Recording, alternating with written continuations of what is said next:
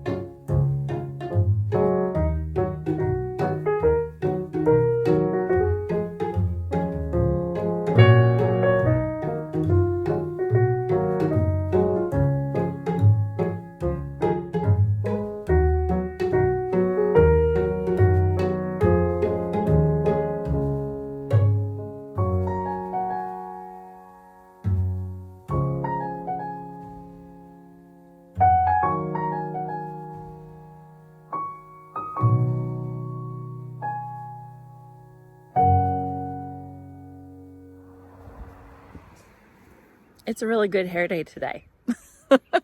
So I've been at it for about 2 hours now. I've gotten a lot of stuff in the ground, but I can feel that I'm slower than yesterday. Everything has taken a little bit more effort than yesterday, which is expected. So let me show you what I've got done so far. Okay, starting over here in this garden bed, I planted the Calendrina here, and I think I pronounced it wrong yesterday. It's Calendrina spectabilis. It gets about 18 inches tall with these bloom spikes right here. Look at how beautiful these are. Oh my goodness. But it spreads 4 feet wide. So I'm really excited about that. I want this to spread over this whole area. I think it'll be really pretty. It takes full to part sun, so it's the perfect spot right here for it. Right behind that, I have another Salvia leucantha. This one is white though. My friend Pre got it for me. This is a white one. I actually had a white one in my last garden and I loved it. Loved it, loved it. If you'll see, I left all the cans by the plants, and that's just an indicator to Jason where the new plants are. So everything's gonna look kind of messy right now, but that's why. There's the pup. Okay, so this jukebox Pyrocomelias, it's just a no-go. He's just obsessed with this plant, peeing on it, chewing on it. It's just, I am going to get him some of those grasses. If you all watched that native garden tour, the first one that I did, they had a dog and they planted a whole bunch of native grasses, and I am going to be planting those. I just got to get my hands on them. Okay, in this garden bed, I planted one more breath of heaven back there. Yesterday, I planted 3 more right here, so it just kind of rounds it all out. Now, because these 3 are going to get more sun, they're going to be a brighter chartreuse green as compared to that one that's a little bit more under the orange tree. So that one is going to be a little bit darker green, but that's okay. Then over here, I planted in this difficult garden bed, I planted just one of the ballet slippers hibiscus, just because I think it could only fit one. I probably could have fit 2, but I only wanted 1 or 3, you know, the 1, 3s and 5s thing. So I decided to just do 1. I'll see how big it gets, and then maybe I'll get some more of this cobalt to spread it a little bit closer to that. And then over here, I moved the Helen von Stein, which is just the most fabulous plant because you can put it in sun and you can put it in part shade, and it's going to be super happy. And I think the silvery foliage compared to the Surefire Rose dark foliage. And then I also put this struggling, variegated Chinese fringe flower. This one was in more sun and it was super struggling. And then Fanula, was it Fanula? Yeah, Fanula recommended putting these Chinese fringe flowers in more shade. So this one has been in the shade. It's kind of been in my carport area, and it really bounced back really well. It has a terrible root system. There's like no roots on it. So I'm going to put it in the shade and basically see how it does there. So we'll see about that. But if it takes, I think it's going to be really pretty. The wind is going for it again today, you guys. So sorry about the sound if it's difficult with the wind. Okay, so then coming over to the shade garden here. Okay, you guys, so my video from yesterday just posted, and I was reading the comments, and I was complaining about how my shade garden wasn't very shade, and I got a bunch of recommendations to hang a shade sail up here. Fabulous. Thank you. Done. What a great, fantastic idea. So after I finish doing all this work today, I'm going to go inside and I'm going to see what I'm going to buy a shade sail or a couple. So great suggestion. Thank you guys. Okay. So I planted some more endless illumination. Oh my gosh. Why am I blanking on that? Yeah, endless illumination Browalia. Look at these right here. Look at how happy these are right there. This is just a great spot for them. And then I have this new coleus that's going to bring a pop of color, especially next to all these beautiful heuchera right here. So I did all that. And then over here on this side by these cans, these are some new impatiens as well. So I planted those in. We'll see how they do. Here's more suckers. I still haven't treated those suckers yet for this tree, so I definitely need to do that. And we have an apple tree that's dropping apples, and Monty is enjoying them. Monty, aren't those nasty? No? Okay. This is the neighbor's apple tree. I know nothing about apples. I mean, I know that you probably should thin these, right? Right? Ah, I just lost the red one. Forget it. I'll figure it out eventually.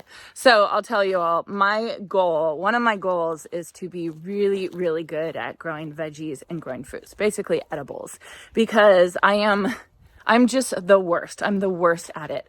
But I used to say that about growing flowers, and now I feel great about growing flowers. Like I feel so good. But I had put my mind to it that I was going to practice growing flowers and get really good at it, and I did. So now I'm on a journey to get better at growing edibles. I'm kind of in the trial and error stage right now, but I'll get to it eventually. And look at where we're at. Doing pretty good. I still have pots that I need to plant in the garden, but I mean back here, we're getting somewhere.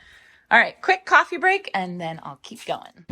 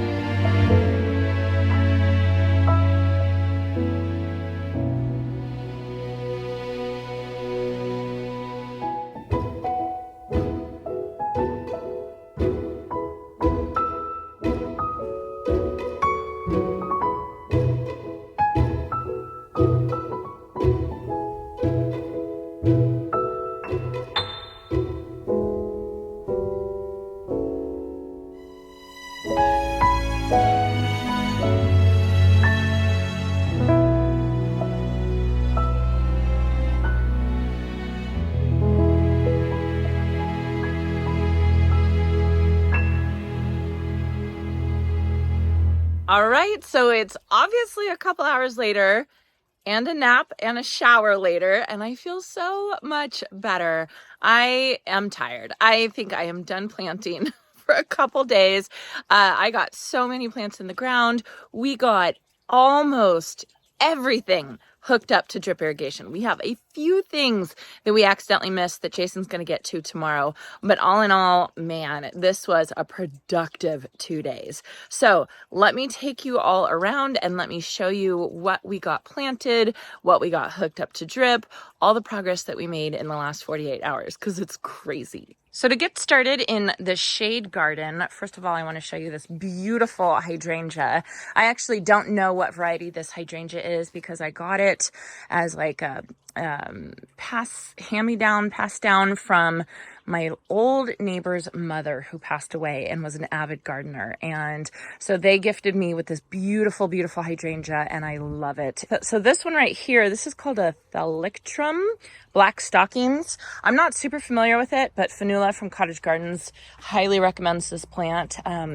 I'll probably look into it and then show you guys a little bit more in detail, but let me, I just wanted to show you I planted that one.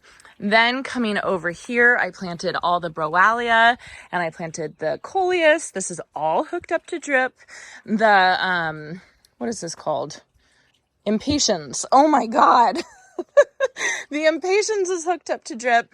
And then I have this beautiful, beautiful container I have the drip over there, but I just need to swap that out for a little bit more because it's going to need more water. That's a half gallon per hour emitter. This is called Fairy Trail Green Hydrangea from Proven Winners. It's a cascading hydrangea, which is why I wanted to put it in a pot. And then I included the Goldilocks Creeping Jenny. So I think that container is going to be really beautiful as it matures and as it grows up. Okay, so over here I have the Helen von Stein lamb's ear. It's kind of complaining, pouting a little bit from being transplanted. So that they will pop back, no problem. Same with the sumerific hibiscus. That's doing pretty good. It just didn't like being transplanted and not watered immediately. I don't know who forgot to water it immediately. So anyway, then coming over here, we have the Salvia leucantha. We have the Calendrina spectabilis right there. And then really I planted a ton of stuff over here. So I planted my 4 extra sumerific hibiscus, the ballet slippers. I thought I had 4 extra after planting the hedge, but I ended up having 5 extra. So 4 here and then 1 over in the orchard garden. I have these new Coreopsis, heartstrings Coreopsis right here from Proven Winners. I'll talk more about those in another video. And then coming this way, I did a huge planting of my Touch of Blush Heliopsis and then my White Wands, Wizard of Oz Veronica. So the Heliopsis has not been doing very well for me thus far. And I'm not familiar with this as a plant. It's a false sunflower. I have it in the back garden by my greenhouse, but it's just not very happy. I don't really know what's going on. So this one right here is probably the happiest one. And this has been sitting in my carport underneath the shade. So I'm wondering if my sun is just a little too much for it. Maybe a little too much for this Touch of Blush variety that has a little bit lighter leaves. Honestly, I'm not totally sure. So I'll be watching that one. And then Wizard of Oz, Veronica right there. We've got all these stock tanks hooked up to drip, which is really exciting. And then this is where we are at with what is left over. So still a couple plants, but some of them have homes where I need to put them at other places. Some of them I just literally don't know what to do with, which is like this one. This Delosperma, I just don't know what to do with it. I just got to find a place. I know I want to use it. I just haven't quite figured it out. And my brain power was pretty much done earlier today before my nap. So I think we did really good. This is going to take 2 seconds to water in the morning, as opposed to 45 minutes to water all the plants that we had to water.